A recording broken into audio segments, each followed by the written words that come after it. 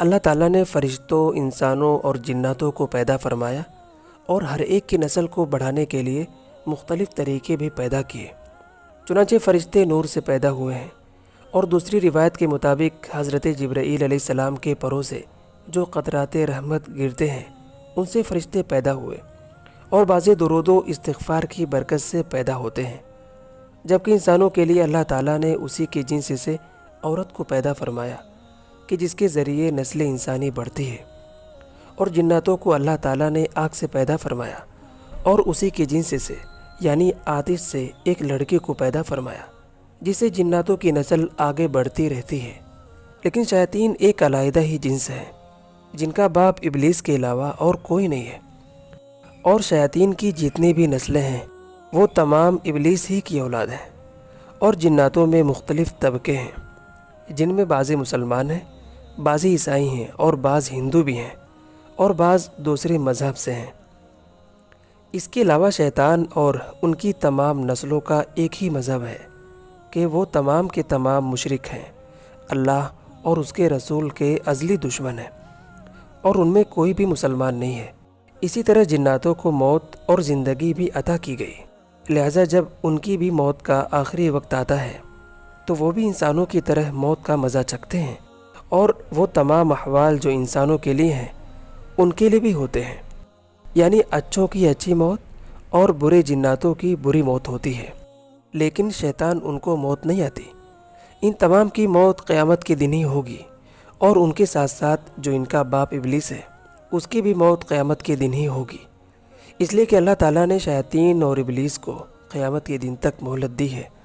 چنانچہ قیامت کے دن جب حضرت اسرافیل علیہ السلام سور پھونکیں گے تو ابلیس کے ساتھ ساتھ اس کی تمام ذریت بھی ختم ہو جائے گی اور مر جائے گی۔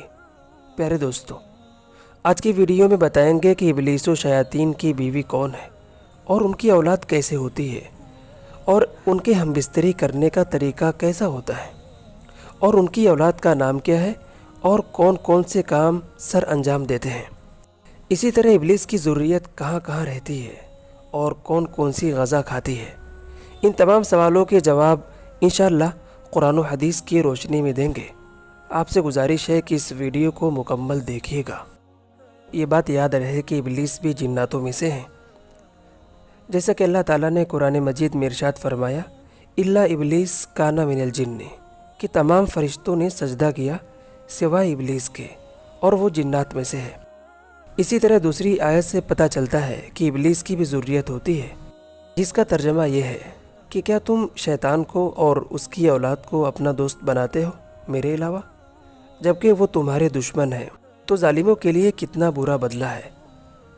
اس آیت سے پتہ چلا کہ ابلیس جنات میں سے ہے اور ان کی اولاد بھی ہوتی ہے۔ آپ کو معلوم ہے کہ اولاد کے لیے بیوی کا ہونا ضروری ہے، جیسا کہ اللہ تعالیٰ نے ارشاد فرمایا کہ ہم نے ہر چیز کا جوڑا بنا کر پیدا فرمایا ہے، یعنی ہر چیز میں میل اور فیمیل کو پیدا فرمایا۔ اور آج کی سائنس بھی یہی دعویٰ کرتی ہے کہ اللہ تعالیٰ نے اس کائنات میں جو بھی چیز پیدا کی ہے ان تمام کا جوڑا بنایا، یعنی میل اور فیمیل دونوں کو پیدا فرمایا۔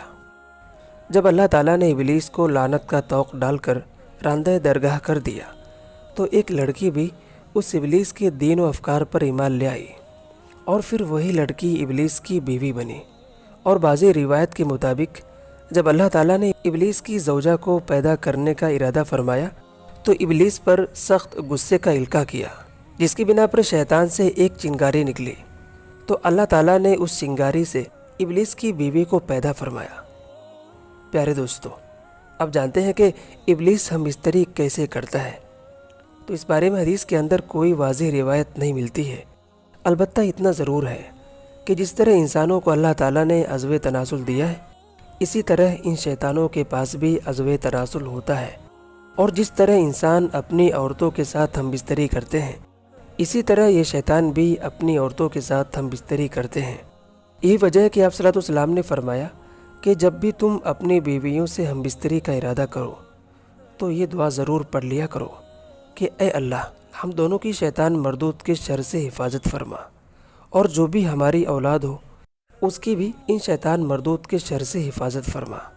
اگر ایسا نہ کرو گے تو شیطان تمہارے عضو تناسل کے ساتھ ساتھ اپنا بھی عضو تناسل تمہاری بیوی کے شرمگاہ میں ڈال دیتا ہے، اور وہ بھی تمہارے ساتھ تمہاری بیوی سے ہم بستری کرتا ہے۔ اس لیے ہم بستری کرنے سے پہلے دعاؤں کا اہتمام کیا کریں۔ اسے پتہ چلا کہ شیطان کے عضو تناسل بھی ہیں، اور وہ بھی انسانوں کی طرح ہم بستری کرتا ہے۔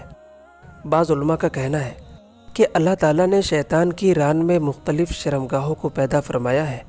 وہ روزانہ اپنی دونوں شرمگاہوں کو ملاتا ہے، جس سے 10 انڈے پیدا ہوتے ہیں، اور پھر ان انڈوں سے ان کی نسل بڑھتی ہے۔ یہ بات یاد رہے کہ شیطان کی نسل بڑھنے کے 2 طریقے ہیں۔ بعض شیطانوں کی نسل انسانوں کی طرح مرد و عورت کے ملاپ سے بڑھتی ہے، اور بعض کی رانوں میں اللہ تعالیٰ نے مرد و عورت دونوں کی شرمگاہوں کو پیدا فرمایا ہے، اور پھر دونوں کے ملاپ سے ان کی نسلیں بڑھتی ہیں۔ شیاطین کی تعداد انسانوں کے مقابلے میں 9 گنا زیادہ ہے۔ جب انسانوں کا ایک بچہ ہوتا ہے تو شیطان کے 9 بچے ہوتے ہیں۔ حدیث پاک میں شیطان کے 5 خبیث لڑکوں کے نام بھی پتہ چلتے ہیں، جو کہ مختلف شر کے کام سر انجام دیتے ہیں۔ شیطان کے خبیث لڑکوں میں سے ایک کا نام دمبور ہے۔ اس کا کام یہ ہے کہ یہ شیطان کا جھنڈا لے کر بازاروں میں کھڑا ہوتا ہے، اور مرد کو عورت کی طرف اور عورت کو مرد کی طرف مائل کرنے کی کوشش کرتا ہے۔ اسی وجہ سے آپ صلی اللہ علیہ وسلم نے فرمایا کہ دنیا کی سب سے اچھی جگہ مسجد ہے اور سب سے بری جگہ بازار ہے۔ یہی وجہ ہے کہ آپ صلی اللہ علیہ وسلم جب بھی بازار جاتے تھے تو دعاؤں کا اہتمام کرتے تھے، اور ساتھ ساتھ امت کو بھی تعلیم دی کہ جب بھی بازار جائیں تو دعاؤں کا اہتمام کیا کریں، تاکہ شیطان کے ہر مکر و فریب سے بچے رہیں۔ شیطان کے دوسرے چہیتے بیٹے کا نام خبر ہے، جو کہ لوگوں کے درمیان فسادات اور جھگڑوں کو عام کرتا ہے، حتیٰ کہ خاندانوں اور میاں بیوی میں جدائی کا بد کام بھی سر انجام دیتا ہے۔ شیطان کے تیسرے بیٹے کا نام آور ہے۔ یہ مسلمانوں پر مسلط ہو کر ان کی اخلاص کے ساتھ کی ہوئی عبادتوں کو خراب کرنے کی کوشش کرتا ہے، اور ان کو ریاکاری اور دکھلاوے میں مبتلا کرتا ہے، تاکہ یہ عمل اللہ تعالیٰ کی بارگاہ میں بجائے مقبول ہونے کے مردود ہو جائے۔ شیطان کے چوتھے اور خبیث بیٹے کا نام مسود ہے۔ یہ مختلف قوموں اور مسلمانوں کے خلاف جھوٹی باتیں لوگوں کے درمیان مشہور کرتا ہے اور گمراہ کرنے کی کوشش کرتا ہے، تاکہ کوئی کافر مشرک ایمان نہ لائے۔ شیطان کے 5ویں بیٹے کا نام دامس ہے۔ یہ ہر آدمی کا پیچھا کرتا ہے، اگر وہ آدمی بسم اللہ اور سلام کے ذریعے گھر میں داخل نہ ہو تو یہ بھی اس گھر میں داخل ہو جاتا ہے اور پھر گھر میں لڑائیاں کرواتا ہے۔ پیارے دوستو، ان کے علاوہ بھی شیاطین کی بہت ساری قسمیں ہیں، جو مختلف شکل لے کر بہت سے شر کاموں کو سر انجام دیتے ہیں۔ بعض کتوں کی شکل میں، بعض سانپ اور انتہائی خوفناک شکلوں میں ظاہر ہوتے ہیں۔ اسی وجہ سے حدیث پاک میں آتا ہے کہ رات کے 1/3 حصے میں اپنے گھروں سے تنہا نہ نکلو، اس لیے کہ اللہ تعالیٰ کی بعض ایسی مخلوق ہے جسے اللہ تعالیٰ اسی حصے میں چھوڑتے ہیں۔ اسی طرح شیطان کے رہنے کی بھی مختلف جگہیں ہیں۔ بعض ہمارے بیت الخلاء میں رہتے ہیں اور گندگی کھاتے ہیں۔ جو بھی بغیر سر پر ٹوپی رکھے اور بغیر دعا کے داخل ہوتے ہیں تو وہ شیطان ان کی شرمگاہوں سے کھیلتے ہیں اور اس کے دل و دماغ میں گندے وسوسے ڈالتے ہیں، اور رات کو نکل کر گھر والوں کو ڈراتے ہیں اور بعض پر حاوی بھی ہو جاتے ہیں۔ بعض شیاطین جزیروں میں اور بعض ویرانوں میں رہتے ہیں، بعض کنویں میں، اور کچھ انسانوں کے ساتھ انسانوں کی شکل میں ہی رہتے ہیں۔ جس طرح مسلمان جنات کے غذا ہر وہ کھانا ہے جس پر بسم اللہ کہا گیا ہو اور ہڈی گوبر ہے، اسی طرح شیطانوں کا ہر وہ کھانا ہے کہ جس پر اللہ تعالیٰ کا نام نہ لیا گیا ہو۔